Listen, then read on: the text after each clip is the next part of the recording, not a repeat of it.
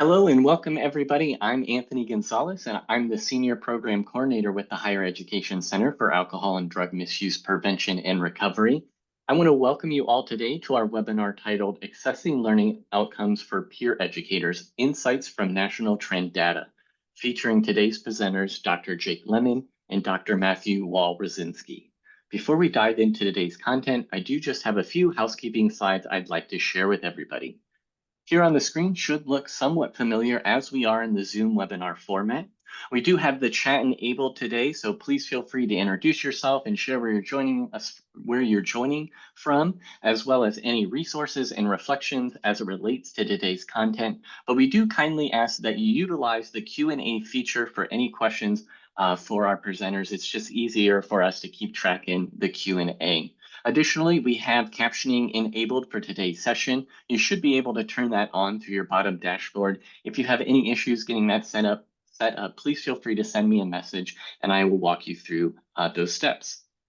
Additionally, we encourage everybody to learn more about becoming a member of the Higher Education Center. You can learn more about the different membership tiers and the benefits that go along with them by visiting our website at hacaod.osu.edu.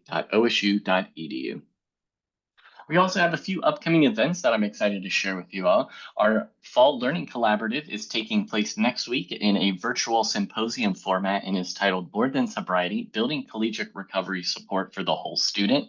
The Learning Collaborative as a whole is approved for 4 CHES contact hours. Our next webinar will be taking place next month on October 1st and is titled AI and AOD, Machine Learning Assumptions and the Human Influence. Our next water cooler chat will be focusing on opportunities to create or expand collaboration, and that's taking place October 14th. And of course, we have the 2025 national meeting taking place next month, October 21st to the 23rd in Columbus, Ohio. We have just announced that we have scholarships available for our in-person registration. So we will be dropping that application. So if you're interested in joining us in person, we have an application for scholarships that are available, and we'll put that application in the chat. Additionally, we have a virtual component for those unable to join us in person. And with that, it is my great pleasure to turning it over to our presenters today. Joining us today are Dr. Jake Lemon, Director of Student Support at the University of Utah, and Dr. Matthew Wawrzynski, Professor at Michigan State University. Thank you both for joining us today, and it's my pleasure turning it over to you at this time. Great, thanks, Anthony. While we get set up, let's start to share our slides.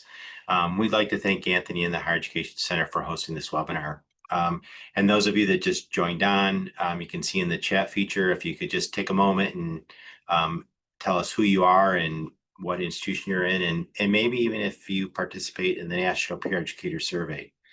You know, we're in a field that uses acronyms, so throughout the next hour you'll hear us refer to the National Peer Educator Survey as NPES. So when you hear us talk about NPES, we're specifically talking about the National Peer Educator Survey itself. So our goal today is to highlight some of the trends we're seeing over the time we've been collecting data as part of NPES. We have a few QR codes throughout the presentation that you can scan to learn more and to register to participate in the next administration in January. So for today, we have 4 learning objectives. We'll look at some key takeaways around peer educator learning, training, and motivations. We'll provide some snapshots about the personal and professional development peer educators are noting from their roles as peer educators. We'll offer some thoughts about results, both good and areas of concern about training peer educators and the ways peer educators educate their peers. And hopefully we'll provide a rationale for assessing peer educators in your efforts around their learning, growth, and development. So hopefully some of those 4 objectives meet some of the reasons that you happen to join the webinar. So we know from the higher education literature that peer influence has several benefits on the outcomes of student learning, attitudes, and behaviors. Perhaps this is why peer education programs have become so prevalent on today's college campuses, and peer educators can often communicate with students in ways faculty and student affairs professionals simply just cannot. In fact, college-age students often feel more comfortable talking with peers when it comes to sensitive issues around health and wellness. I had the great pleasure of starting the National Peer Educator Study back in 2004, and since that time have sought to provide evidence-based research on the value of peer education. Through the generous support of the then Bacchus Peer Education Network and now NASPA, the National Association of Student Personnel Administrators, we've surveyed peer educators at over 500 colleges in the US and across the world. On average, there are about 60 institutions that participate each year and 300 to 400 peer educators who complete the survey. In fact, next week, advisors who had peer educators participate last year will receive information about last year's results and reports, and they'll become live. A question we often receive is, do you have IRB approval for the study? And yes, the study does have IRB approval from Michigan State University, where the study's housed. Each year, we generate a national report and provide institutional reports to advisors that showcase the learning for their peer education groups, offers comparisons to peer educators at other similar type institutions, and also to a national aggregate. We also provide recommendations for advisors to enhance the various learning outcomes of their peer educators. And the best thing is, there's no cost to participate. And let me just say that again, it's free. There's no cost to participate. And you can scan the QR code to learn more about the NPES and also to register for this year's administration. And we'll also show the QR code again at the end of the webinar.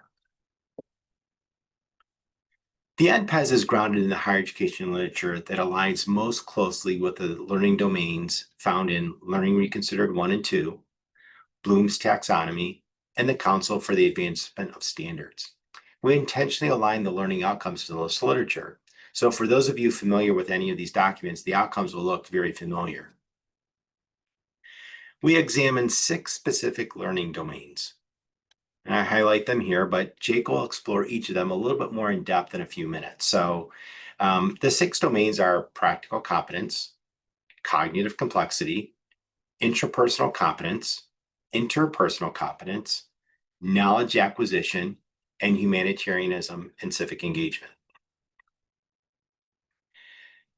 This slide shows the array of locations across the US where institutions have participated. So if you're in one of those states with a star or without a star, we'd like to include you among those states that have institutions participating. And that goes true for our 49th state, Alaska, even though it somehow didn't make it onto the slide here. But we hope that you would consider that too. The National Peer Educator Survey is a quasi-experimental design using pre-test, post-tests that ask peer educators to think back before they were peer educators and now as a result of being a peer educator. We also explore motivations for becoming a peer educator, the types of training the peer educators receive, and the methods of delivery they use in their roles, as well as peer educator demographics. Jake's going to talk more about the NPES data and start us off looking at some of those trends. So Jake, over to you. Thanks, Matt. Really quick, just wanted to introduce myself a little bit in my trajectory in the National Peer Educator Study. So I joined the National Peer Educator Study team in 2016. Matt has been doing the study the entire time and was gracious enough to add me as a graduate assistant on the study. And that kind of transitioned into me becoming the project manager. So I've been working on the study for close to 10 years, and it's been a great experience, seeing the benefits that go out to advisors, you looking at the data in so many different ways that we can identify what the trends are and how they really help advisors understand what it means to recruitment or training or highlighting some of the learning and development that peer educators get and how that relates to their development in the program as students, as leaders, and then onward in their career trajectory, right? Because many of these students we find are doing this work because they really care about students, because they want to help, and they're going on to, do great things in careers and helping fields. So I just wanted to say that this has also been a great experience being part of this study. Looking forward to, seeing how this study continues to grow and all of the data that we're continuing to collect and how we can continue to support advisors. So I'll go ahead with that and move to some of the data that we have. So we wanted to kick it off just with demographics in terms of who are peer educators, some of the trends that we see over time.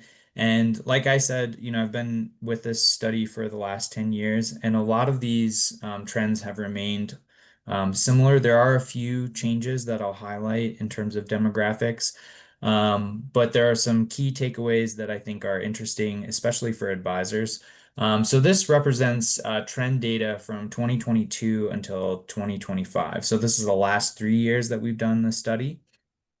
We see that there's kind of almost a 50-50 breakdown for students living off campus or versus living on campus. But one of the trends that we've seen over at least the last 10 years is that more students that are peer educators are living off campus than on campus, slightly. So this is, I think in the past years, live off campus has been a bit higher, close to 60%. So it's tracked down about 4%, maybe over the last like 5 years.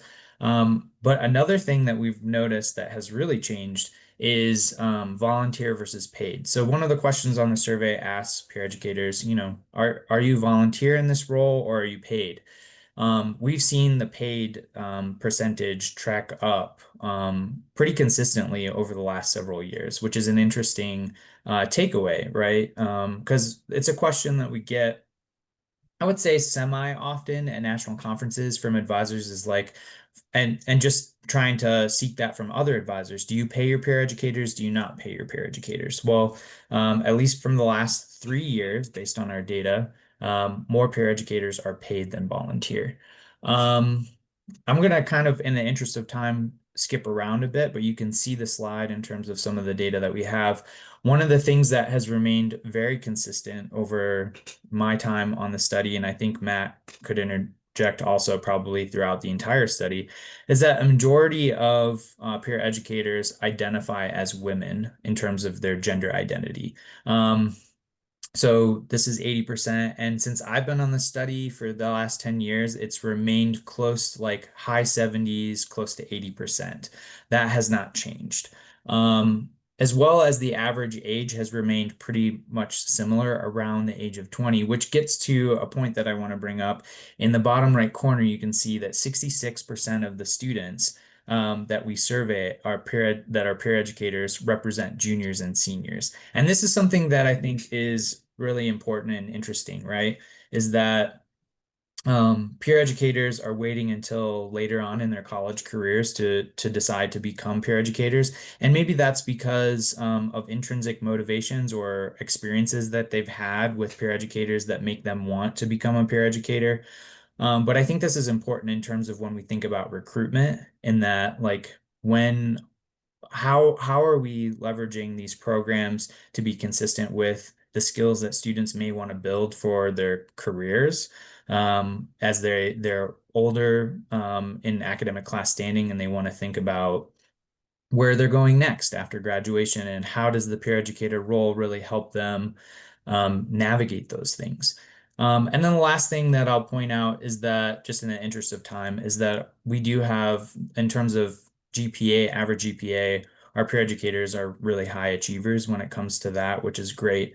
As you know, a lot of what they're doing is being role models for students. So anything you'd like to add, Matt, on that? Yeah, about that 66%. The other piece about the juniors and seniors part that I think is quite interesting is that when I was an advisor, my mindset was I should be at the activity fairs trying to recruit new students to come into the program. And often the activity fairs are really geared towards first year students.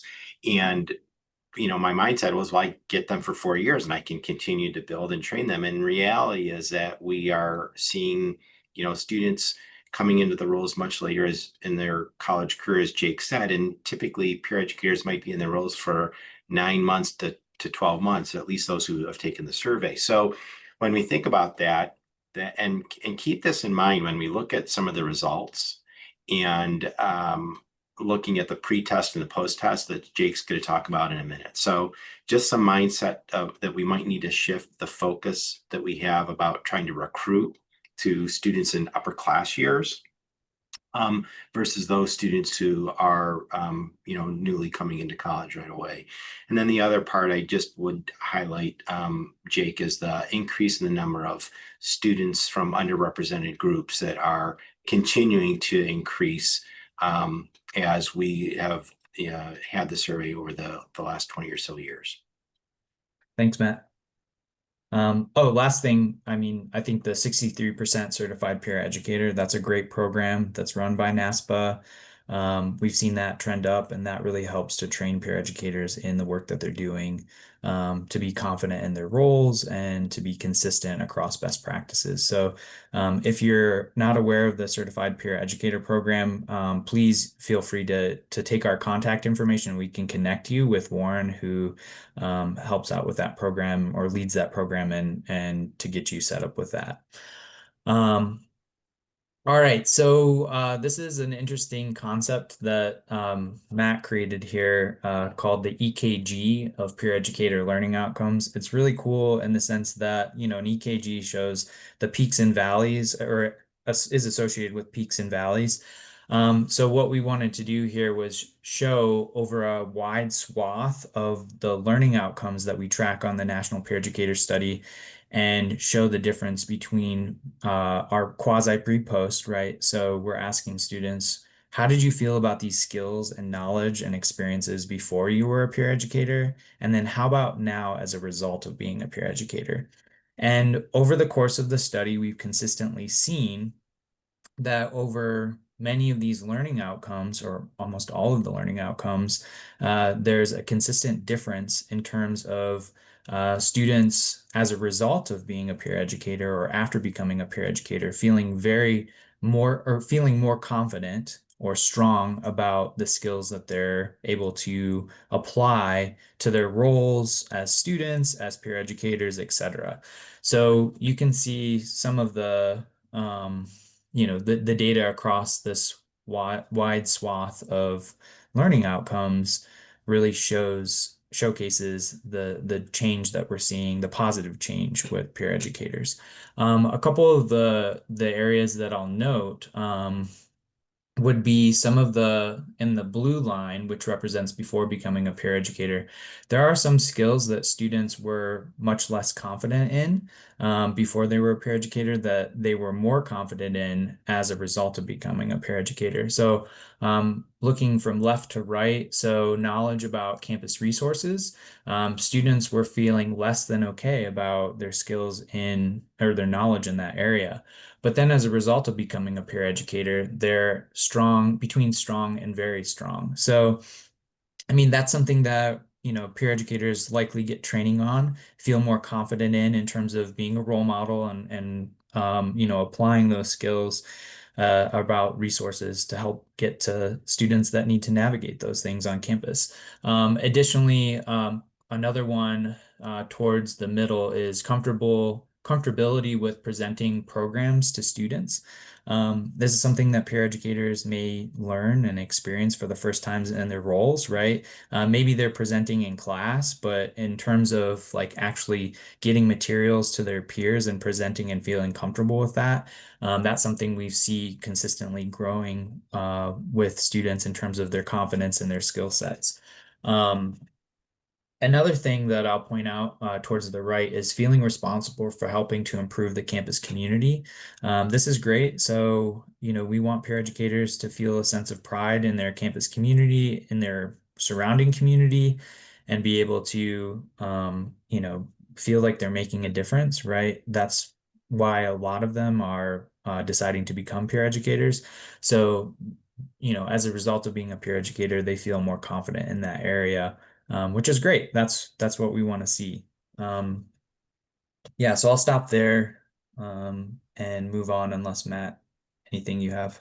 Okay, great. Okay, so I want to break down that EKG into specific areas. So as Matt mentioned, there are 6 learning domains that we take from the CAS standards. And each of them represent a different category of general learning that we want do we want to track peer educators on, and that, like, as advisors, we're hoping that students in these leadership roles gain. So the first one is practical competence. And this involves the development of knowledge and skills that enable individuals to achieve a balanced, productive, socially responsible life. So we have things like having a career direction, developing long-range goals, engaging in effective listening, effectively organizing my time. So a lot of these things are emphasize, the kind of foundational pieces for success in students that we want our peer educators to role model. So you can see here that before becoming a peer educators, and this also represents kind of a average score of all of these learning domain or learning outcomes that represent the learning domain of practical competence. So you can see that before becoming a peer educator, students were a little bit feeling okay, but not necessarily strong. But as a result, they felt between strongly agree, or they were strongly agreeing that they felt strong in that area in terms of these skills. So move on to the next one, which is cognitive complexity. So cognitive complexity includes the ability to analyze situations and adapt to problems with ideas or solutions. So essentially, it's when students reflect on their own knowledge and skills, they're better able to adapt to new situations and experiences. So some of this is about, being able to identify how you may have previously moved through a situation and apply those skills to new experiences, developing solutions to problems, applying theories and concepts that maybe they're learning as peer educators in terms of like health and wellness best practices and applying those as peer educators in their roles. Again, you can see that similar to practical competence, this domain, when we average it out, it shows a difference between before becoming a peer educator and as a result, which, as a result, students are feeling much more confident in these skills. I just want to highlight as Jake goes through the rest of the learning outcomes that remember 66% of students who took the survey identified as juniors or seniors. So when you think about the level of before they were peer educators to after they became peer educators, still at that level of college, still significant growth in learning and development as a result of the peer educator role. Thanks, Matt. So the next one we have is intrapersonal development, which encompasses the capacity to reflect on beliefs, values, and goals in order to develop a clear understanding of oneself. So, we find that students are often kind of finding themselves. They're maybe in a developmental stage where they learn about who they are, what their values are, what their goals are. And peer educators are no different. They're navigating themselves as college students. So some of the learning outcomes in this domain represent clarifying beliefs and values, developing a personal belief system, having a positive self-concept, understanding their own values. So we see again, and this is going to be a consistent trend throughout the domains that we've seen throughout the history of the study, is that before becoming a peer educator, students are feeling maybe okay about that, but as a result, they're feeling much more confident and much more strongly about those skills. Um, yeah. So another one here is interpersonal development. And this has represented the ability to manage relationships and collaborate with others to achieve mutual goals. So, students are often, like, as peer educators, they may be working on teams, working with others, um, and those other folks on their teams or maybe in their communities have different perspectives that contribute to the makeup of their community. So working with them, working with others is a key component of learning how to become a student leader. So some of these learning outcomes here are effectively managing conflict between others, ability to motivate others to accomplish a goal, leading a group. Maybe a peer educator has a group that they're leading, or a task force that they're leading, and then listening to and considering others' points of view. And again, like I mentioned, so we see that, before becoming a peer educator, students are feeling generally okay about it, but as a result, they're feeling more strongly about those skills and more confident about those skills. So we have two more to highlight here. And this is, the intention here too is because I know that the data looks pretty similar, but it's to represent like what we see in the EKG in terms of like there is a change that we see between when a peer educator starts and when they're in their role or as a result of being in their role. And we're trying to be very comprehensive in terms of looking at the learning outcomes and the learning domains, to really represent what does a holistic student look like? What are all the skills, and also like how do these relate to career readiness, to persistence and graduation, things like that. So knowledge acquisition, construction, integration, and application. I just put knowledge acquisition here for short because it's a long title. It basically embodies the capacity for students to develop intellectual skills through the integration of knowledge, ideas, and information. So basically, students are connecting together knowledge, they're learning different things, and that helps them either learn further, or develop different strategies in addressing new situations or new learning. So peer educators are learning about health issues. I'm sure that's part of the training. I think that's part of the certified peer educator training. So having knowledge about general health issues, having knowledge about campus resources, referring someone to counseling, evaluating information, arguments, or methods, things like that. So, and again, we see a strong difference between before becoming a peer educator and as a result. And then the last learning domain we have here is humanitarianism and civic engagement. And this kind of encompasses students' ability to consider others' perspectives and outlook of the broader community when engaging in decisions and actions. So, I think that, if we look at, mission statements of colleges and universities across the country, or we hear from college presidents, we'll often hear, about how higher education wants to make a larger societal or community impact, and really, have a positive effect on the community.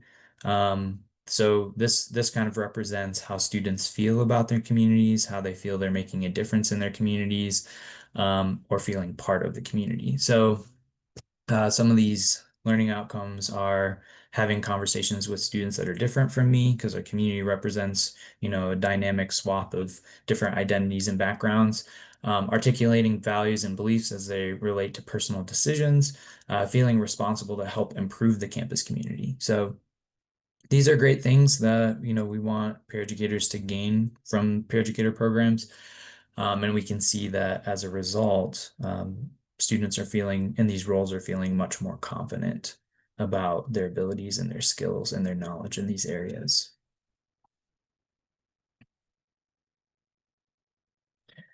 So another trend that we capture with the National Peer Educator Study is, why do students decide to become peer educators?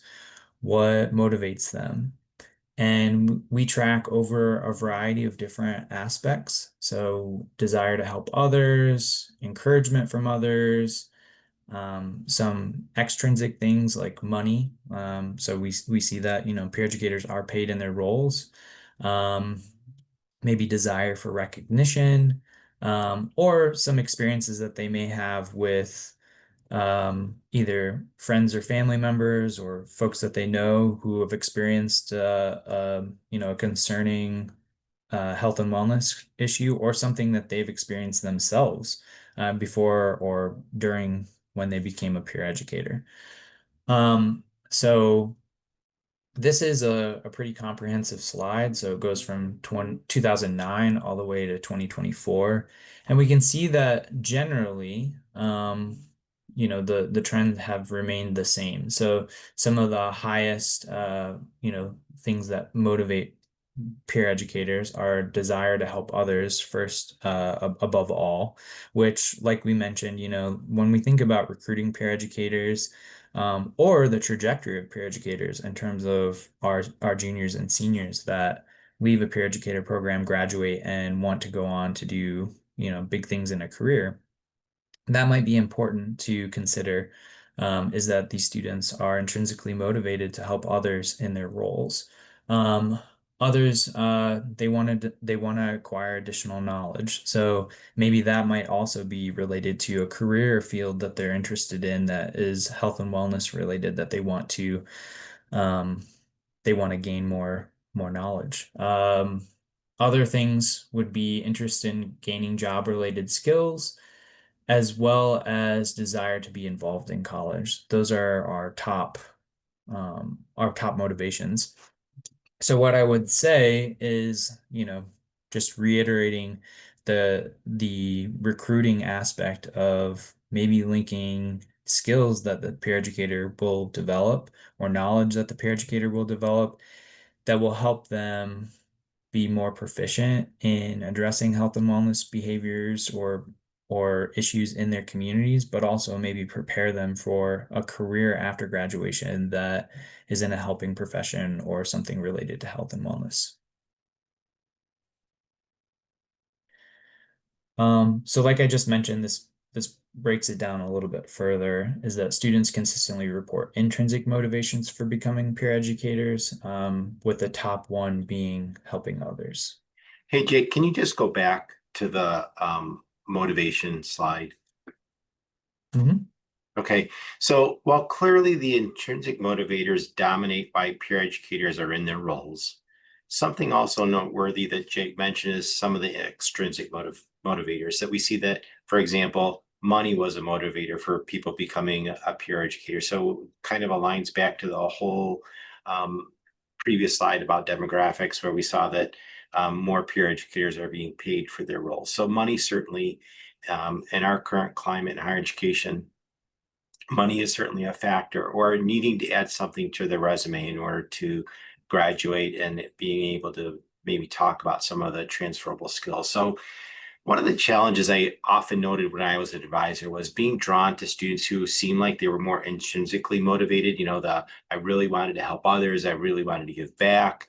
And one of the pieces just to be mindful of is that if extrinsic motivators um, reveal in the peer education selection process is that um, they're doing it for particular reasons, might we need to be careful about our bias towards selecting those students who identify with more favorable intrinsic motivators. So just being mindful that sometimes when we ask in an interview or students who might be a part of the selection process for bringing on new peer educators, and yeah, we're certainly more drawn to the ones who are exhibit the intrinsic motivations, but I also think that being mindful that extrinsic motivators, maybe they get hired and they start to see some of the other benefits of something. So just something to kind of be cautious about with regards to bias sometimes that we might bring into the selection process. So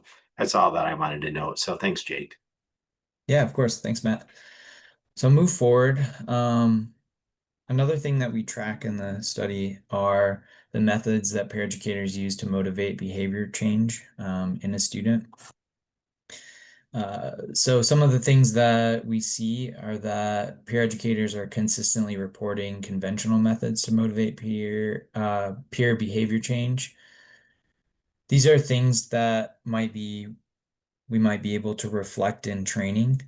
And if peer educators aren't already getting training in how to be a role model, how to confront students one-on-one through a conversation, or how to present an educational program, things like these methods that really helped guide behavior change, help peer educators feel more confident in actually helping the students that they're working with navigate these challenging situations. So as advisors, this data can help with planning and preparing for your peer educators in terms of what general training you might want to give them and what they feel is positive and productive in terms of how they navigate their roles.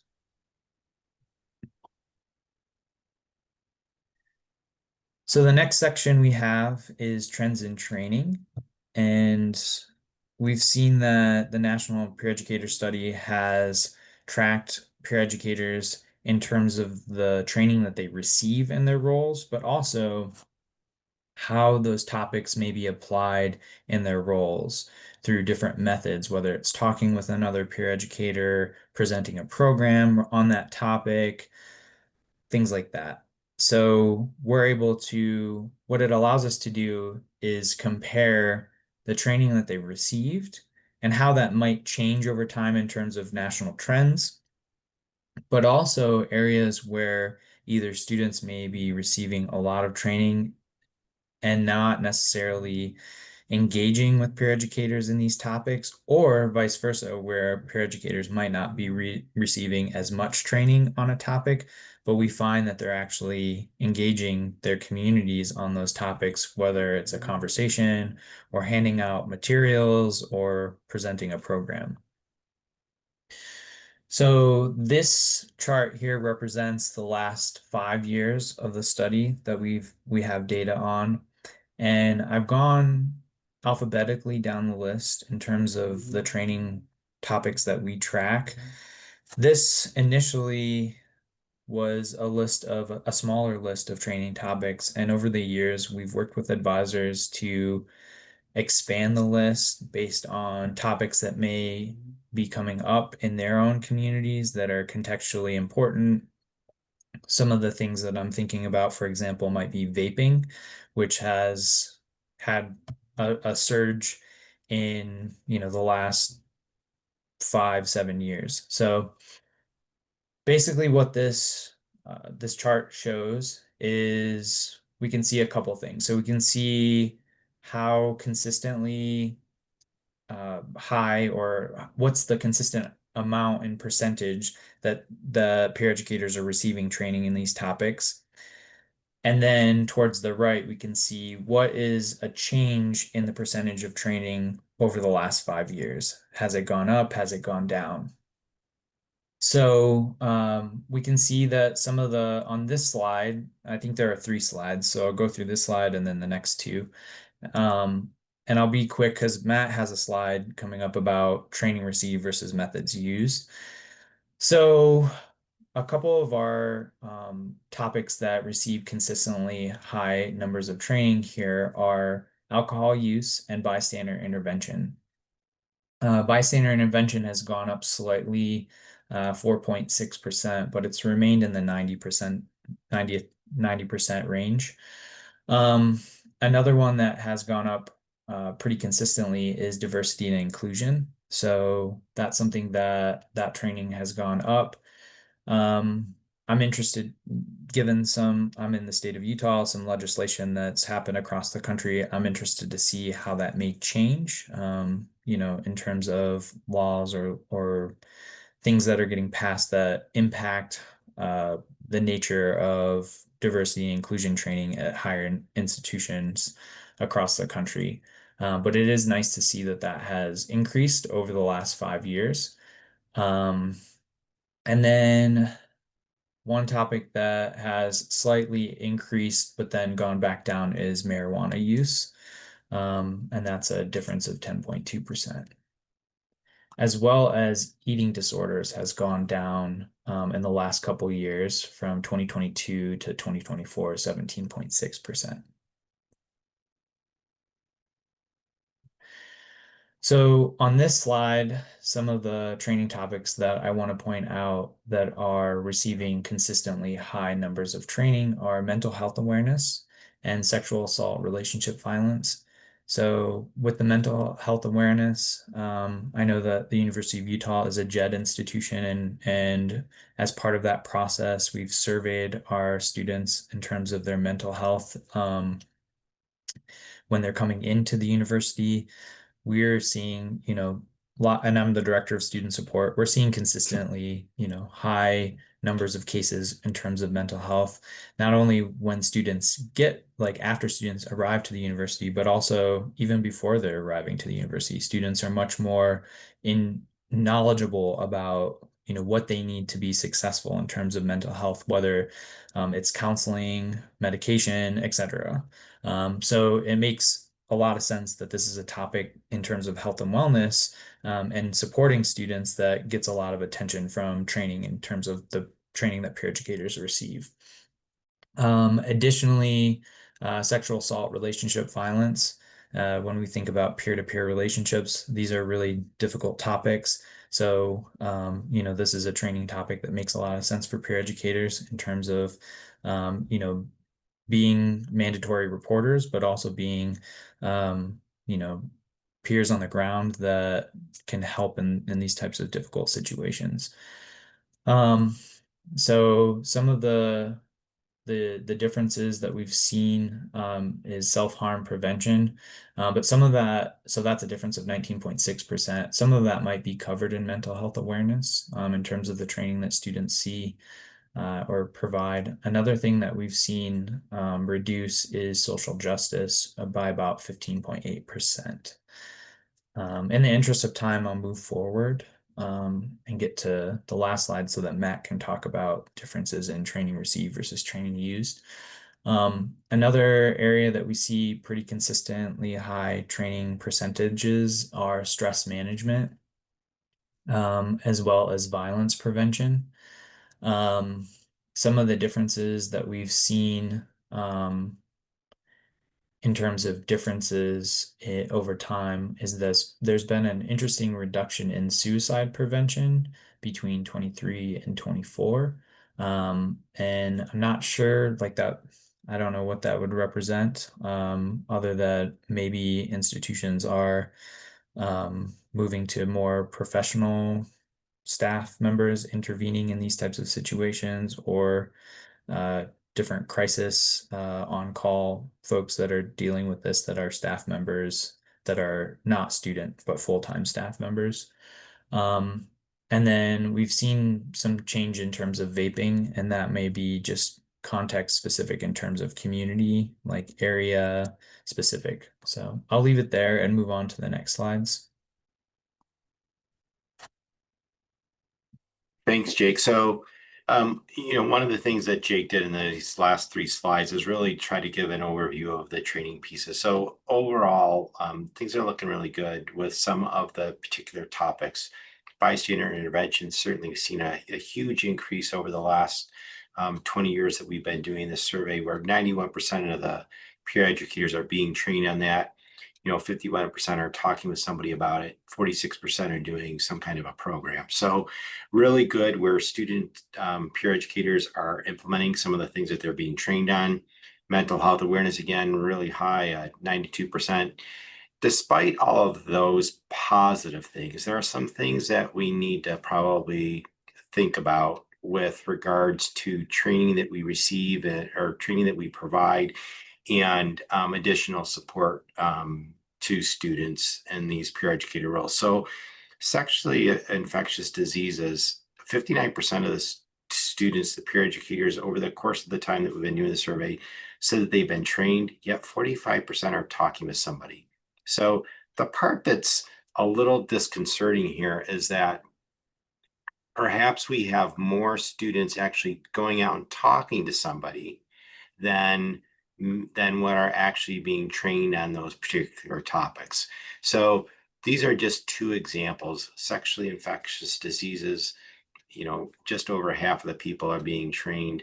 A little less than 2/3 of the students are being trained on self-harm prevention, yet they're going out and talking with folks about it, and also maybe presenting a program or even handing out information. So we hope advisors can use maybe some of this information to look at their peer educator training curriculum and see what topics might need to be added, revised, expanded upon, additional support mechanisms put into place. So our goal is not necessarily to sound the alarm bell here, but we want you to take note. In all reality, the results generally affirm that peer educators are applying the knowledge and skills they learn in training to engage and support their peers. All right, so as we move to close out the presentation, we've provided, a handful of data trends, and we've done trainings throughout NASPA strategies and NASPA programs, national conferences, and we've presented a slice of the data. We'd love to see you join some of our future presentations. We'll be at NASPA strategies in the spring. So there's definitely a lot to continue to learn with this data. Hopefully that was very helpful to you. But as we think about what are some recommendations that we have for advisors. So the first one is to help peer educators become positive role models and ask them why they were motivated to help others in their communities. Some of this data in terms of the motivations that students cite for becoming a peer educator, as well as some of the demographic trends that we know where students are maybe older in their academic class standing. Those are things that we want to take note as advisors and use those towards recruiting students in terms of understanding what about this position do they see as impactful when it comes to the positive change they want to make in their communities, but also the positive change or positive improvement or skill building that they want to have with themselves in terms of their career trajectory. Um, the next, through your training curriculum, help peer educators recognize how they can be positive change agents in their communities. One of the studies that Matt will talk about in a couple slides was data that we took from the National Peer Educators and the study and the learning and development outcomes and domains, and we translated that over to Comavez and Wagner's seven values of the social change model. And we did find that, there were generally students were, gaining skills in becoming leaders, whether that's, collaborating, developing common purpose, understanding citizenship, those types of things. So know the impact that you are having on peer educators is great, and recognizing that in terms of the training and the mentorship that you provide these students. Another one is participate in the NPES to better understand how your peer educators benefit from the roles and how you can strengthen your peer education program. Like Matt said, this is a fantastic program. It's free for NASPA member institutions. And we're here to help, and we want to see you take these insights from your own institutions and to be able to use that data to help recruit, help train, help guide your peer educators.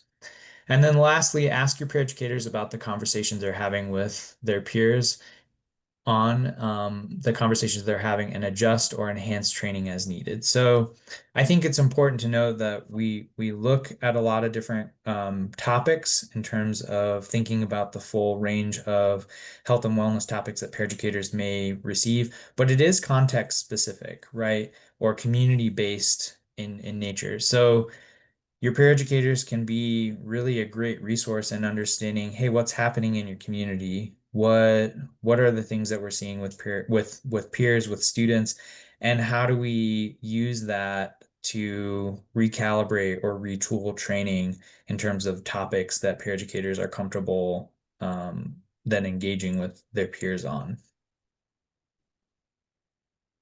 We have a couple of more slides here, and then we also want to highlight the shift that we've had is that we used to produce national report and institutional reports more in a hard copy or sometimes a digital copy, but we've moved to a dashboard, a Tableau dashboard that allows advisors to go in and play around a little bit more with the data than what a static report can actually do. So I'm just going to kind of go through these slides and then get to the dashboard so that Jake, you can go ahead and spend a little Thanks, time Matt. talking Yeah. about that. So one of the things about recommendations for peer educators is that, for us to help them understand the importance of peer influence on other peers is critical for peers to understand as they build a relationship with their peers. Wow, that was a lot of peers in there. The next thing is that how can the skill set students learn in their roles be transferable to other experiences? Here's just an example, like setting group norms with classmates and group projects. We often do that in training, but very few faculty ever do that in group projects. So here's an opportunity for students to take knowledge that they have learned outside the classroom and even apply it to some things inside the classroom. How do we help peer educators encourage communication with their advisor and be part of solutions and suggestions? Hey, we're having conversations, or we're seeing an uptick of conversations with peers about these particular topics, but we don't necessarily have the knowledge base. What are some trainings that we could maybe put into place? And then we also have to help peer educators make meaning of the experiences and the role being played to truly make the growth and learning and development the greatest that it can be. We've, as Jake has alluded to and talked a little about, there are publications featuring NPES data, and we have tried to, in addition to providing the institutions with reports, we've also looked to add to the national scholarship and leadership on peer education and student learning outcomes. So here are just a couple of examples, but there are other reports and other studies that we've done that are out there in the literature. So I would just encourage you to maybe look at those as you're trying to provide evidence-based research for maybe having peer education groups on your campus and the roles that they play and the value that is given to those peer educators. So Jake, why don't you finish us out by looking at the dashboard a little bit here? Yeah, thanks, Matt. So as Matt said, one of the things that we've done to kind of evolve the study is to think about how we are providing the data back to the community, whether that's national trends to the larger community, but also how are we providing the data back to advisors that are participating in the National Peer Educator Study. And like Matt said, we were working on like a PDF report that went out to institutions, but one of the things that we've noted is that other organizations are, moving forward with dashboards that provide a larger swath of the data that's accessible and provide a lot of important updates and advantages in terms of being able to filter the data, being able to see a lot more of the data in real time.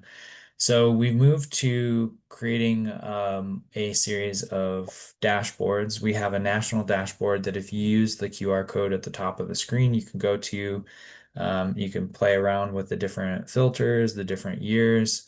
And it's still a work in progress. I mean, we're learning as we're building this dashboard, and each year we decide to advance a little bit more than the last year, which is a great opportunity for us to also, learn about rolling out a dashboard, building a dashboard, things like that.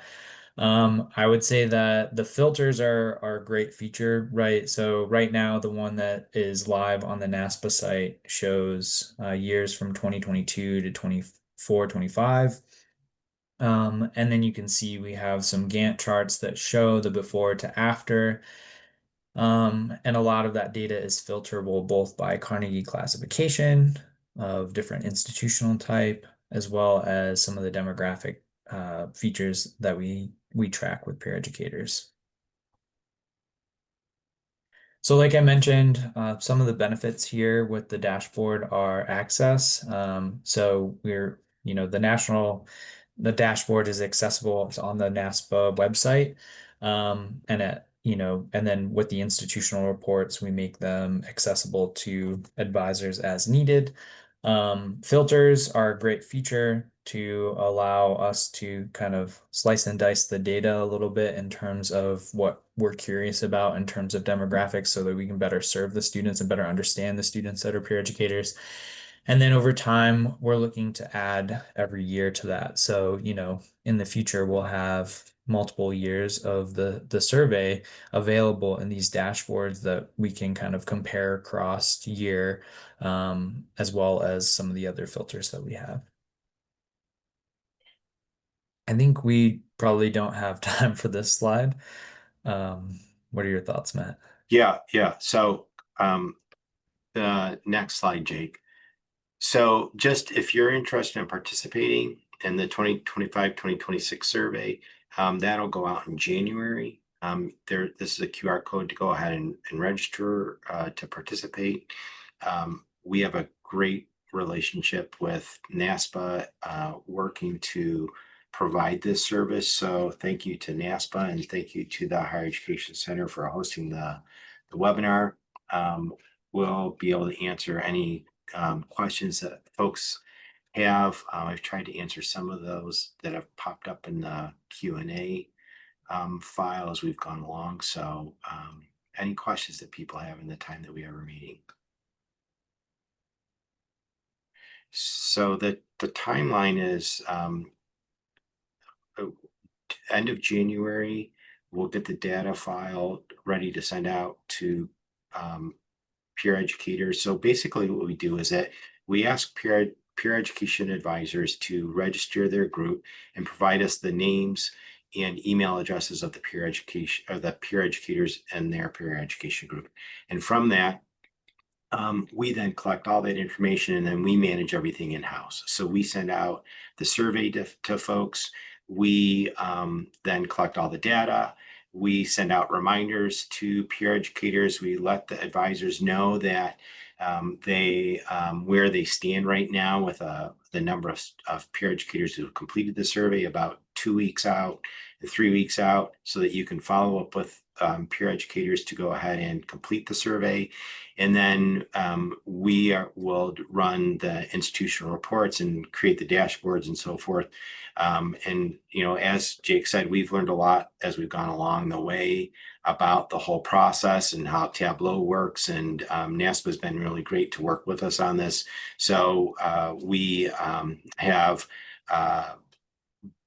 been able to generate institutional reports a little slower than what we would like, but I think we have got some things put into place now that hopefully by the end of April, maybe even before that, we'll be able to let folks know that we'll release the results. So it's really takes place next spring from end of January, and hopefully you'll have results sometime at the end of April.